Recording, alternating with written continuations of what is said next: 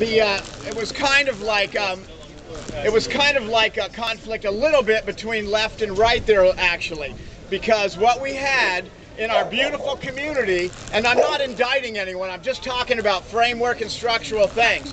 We had several individuals that sort of were concerned about their narrow self-interest more than they were, and maybe like maximizing their gain a little bit at any cost.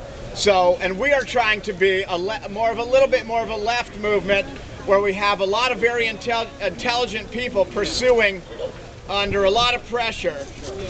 So, I mean, that was just something that was going on dynamically. We just have to work on how do we work on those issues when that happens.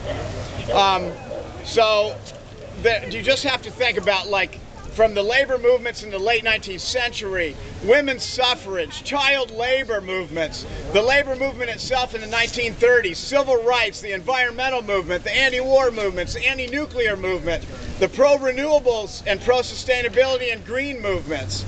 These are progressive politics that run through all of these movements. And none of them are easy. They're all very difficult, and those are single focus issues where when you get your goal, it's almost over. This movement right here is about changing the entire paradigm of the way that the owners of the society relate to all the people down in the lower levels.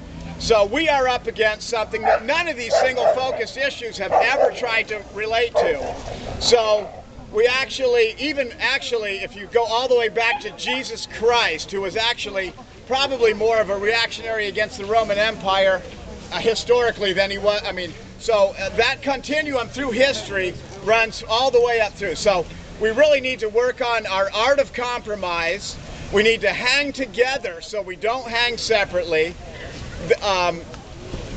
And we need to remain tight for like message continuity while embracing all of our differences. We're never at war with each other. We're not at war with other people in our economic classes, you know. So we need to be aware, we need to have our situational awareness and our give and take skills. We need to work on that. In return for giving, you may receive what you never even considered. Unless you listen to some other people's viewpoints, you might not even realize what those are or how important they are unless we all listen to each other's viewpoints. The mayor and the police chief wish they had people with this much passion on their side. When we were in there talking to them the other day with 100 people in the contours, if you looked at the police chief and you looked at the mayor, you could see that in their eyes. They wish they looked out of their windows and saw that kind of energy and those kind of people on their side. So we have something that they're actually jealous of. And we need to build on that and grow on that. And I want everybody to be proud and be loud because we have courage of our convictions. Thank you.